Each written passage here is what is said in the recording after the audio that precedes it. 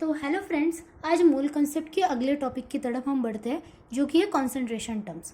Okay, तो concentration terms में आप पहले ये देखिए, solution is equal to solute plus solvent. इसका मतलब ये जो हम कॉन्सेंट्रेशन लेते हैं वो हम सॉल्यूट के रिस्पेक्ट में देखते हैं।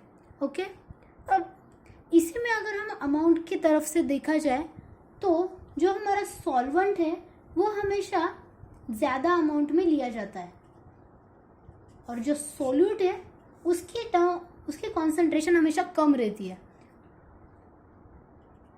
मतलब इट्स लेस अमाउंट। ओके, वो लेस अमाउंट में लिया जाता है। ओके, जैसे आप इन्हें हमें डिफ्रेंशिएट करना है, हमें पता होना चाहिए वो कैसे लिया जाता है। तो अब यहाँ पे एक एग्जांपल लेके हम उसे समझेंगे जो कि एक्वेस शुगर सॉल्यूशन।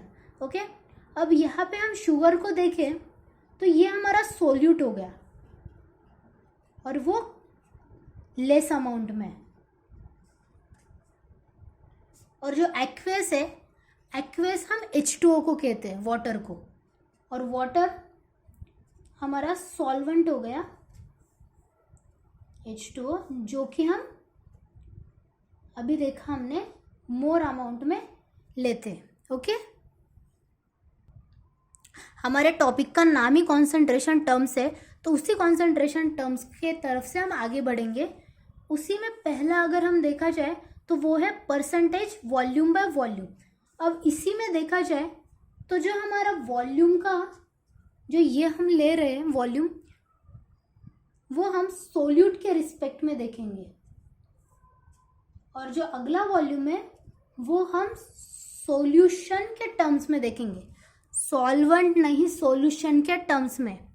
और उसकी डेफिनेशन देखें तो वो है volume of solute in ml present in 100 ml of solution.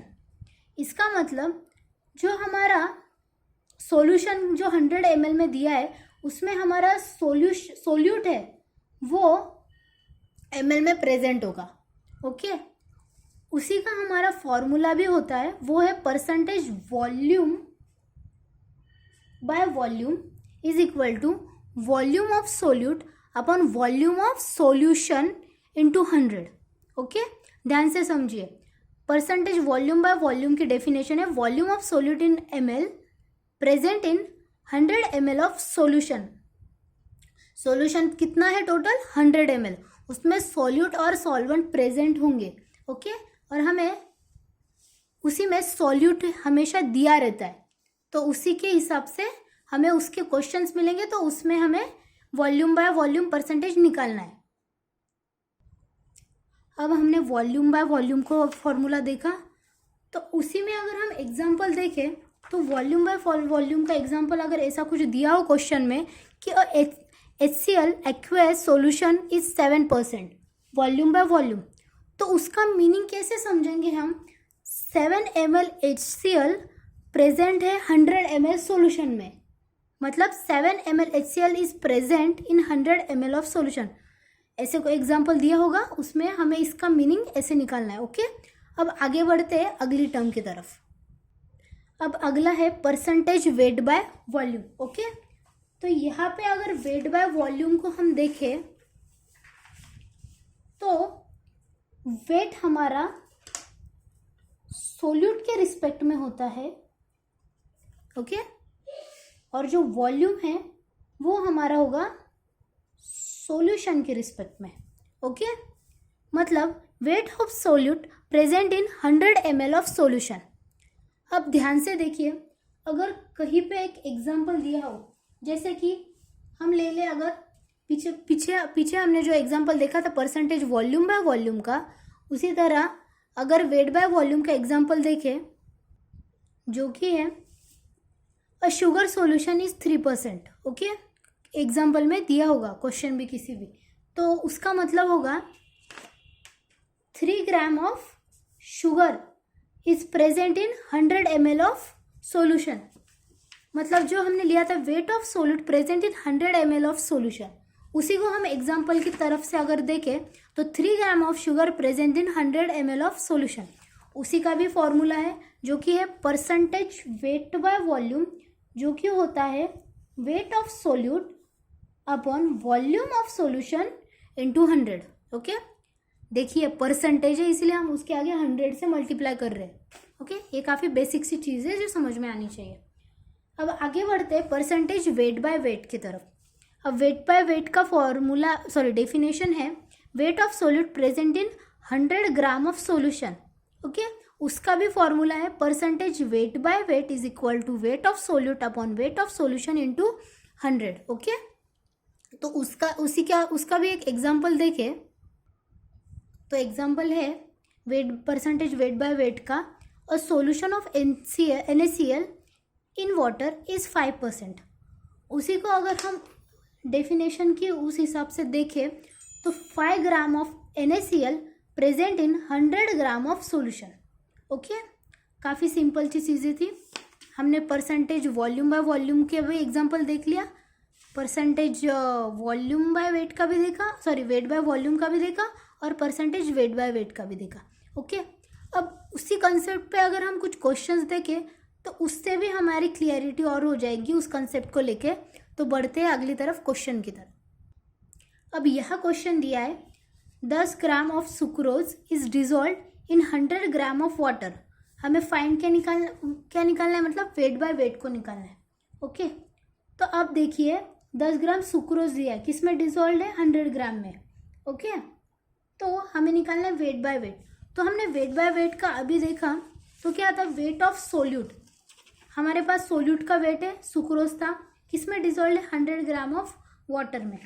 Okay, तो अब इसे देखें तो इसका फॉर्मूला जो है परसेंटेज क्या था, percentage weight by weight is equal to weight of solute upon weight of solution है इंटू 100. तो हम कैसे लिखेंगे, अब उसी को लेके अगर हम लिखे तो percentage weight by weight is equal to आएगा 100 ग्राम. नीचे सोल्यूशन बोला है, ध्यान से देखिए. ये हमारे पास जो वाटर है वो हमारा क्या है, वो हमारा है सॉल्वेंट.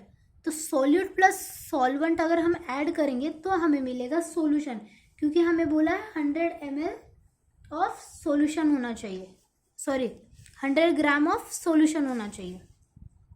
तो यहाँ पे आएगा 110 इंटू 100. तो उसका आंसर आता है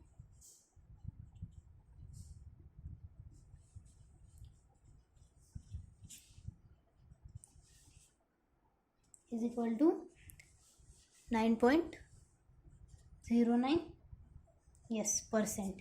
ये आ गया हमारा आंसर. आप भी निकाल लेना, मिल जाएगा. ओके, अब बढ़ते हैं अगले क्वेश्चन की तरफ, जो कि है 30 ml of ethanol is mix with 45 ml of water.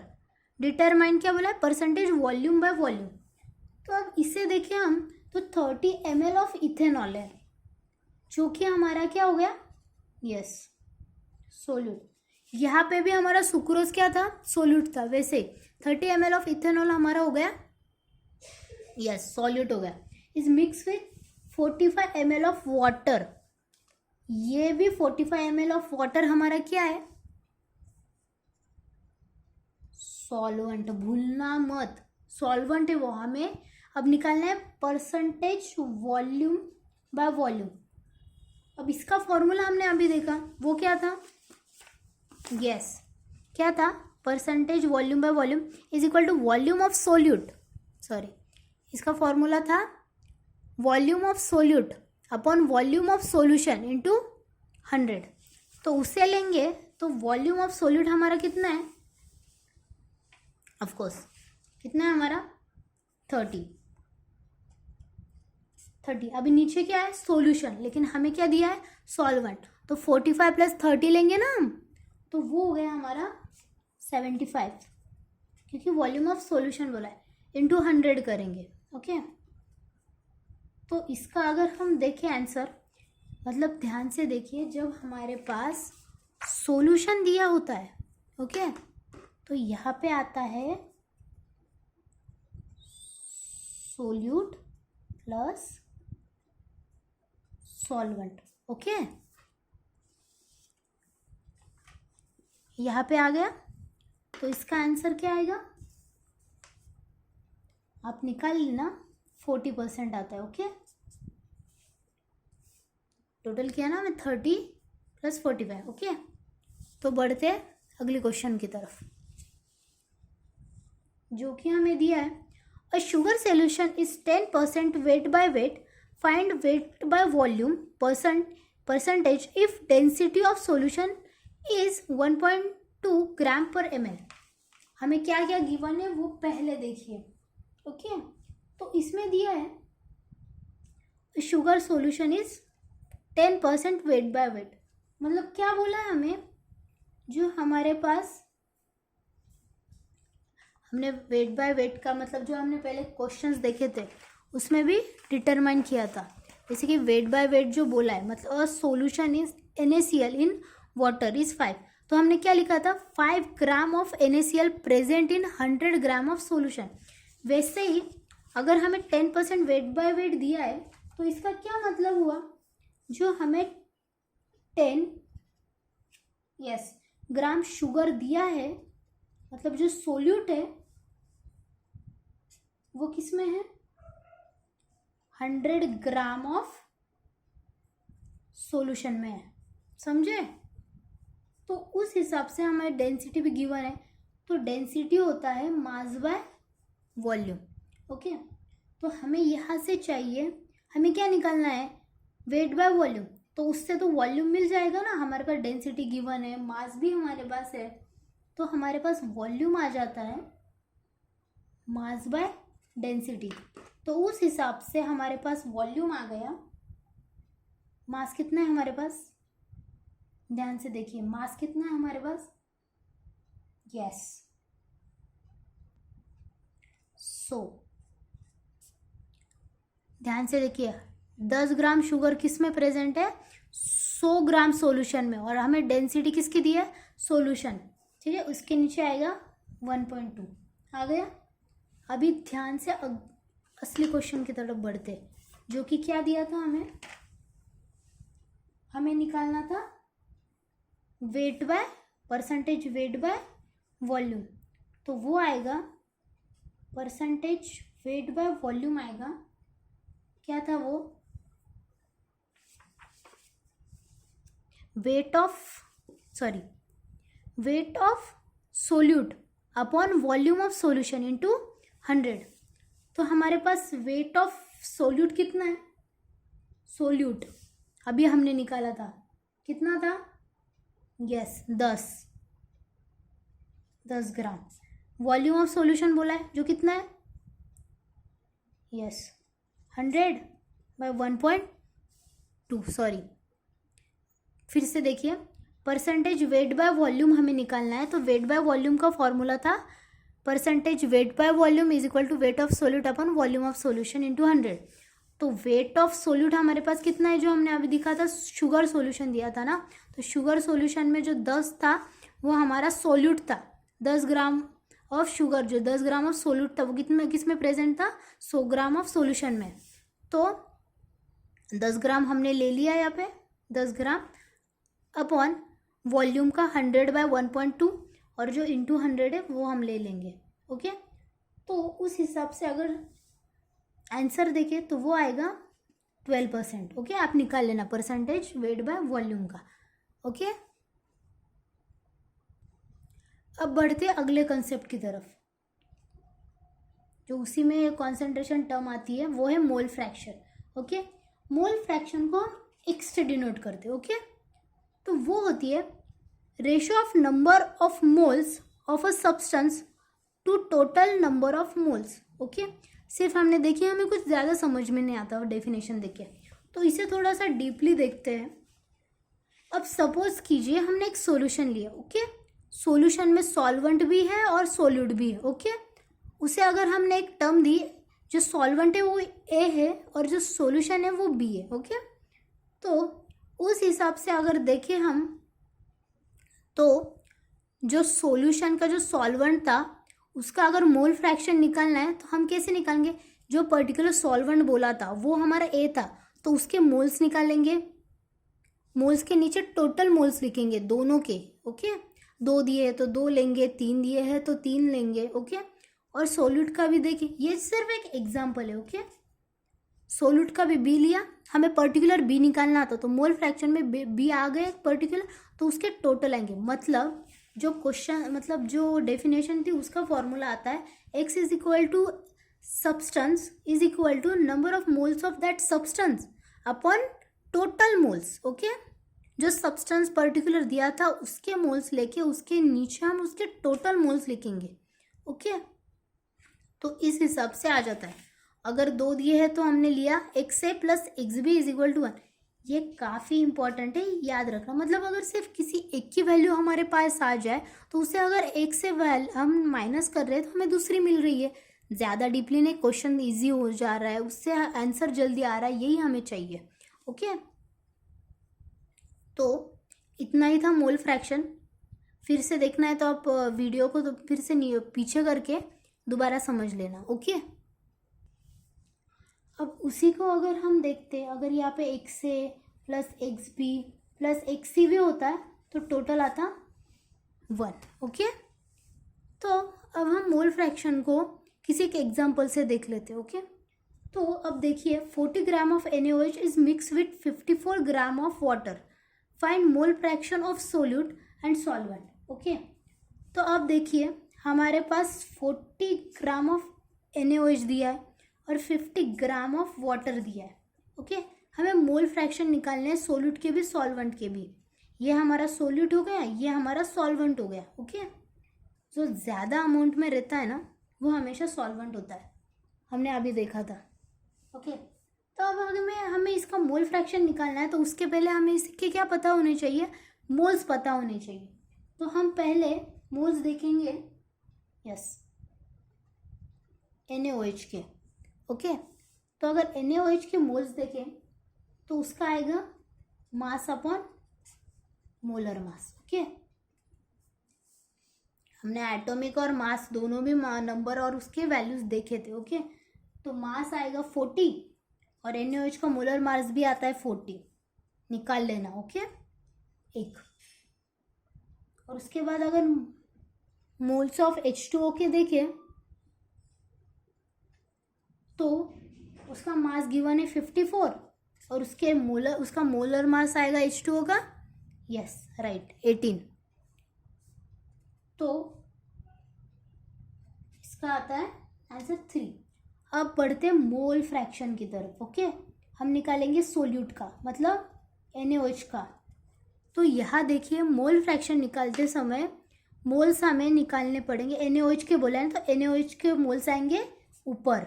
Okay, और नीचे टोटल आएंगे, मतलब 1 + 3 टोटल मोल्स, मतलब सोल्यूट के भी सॉल्वेंट के भी। तो आंसर आएगा यस 1/4।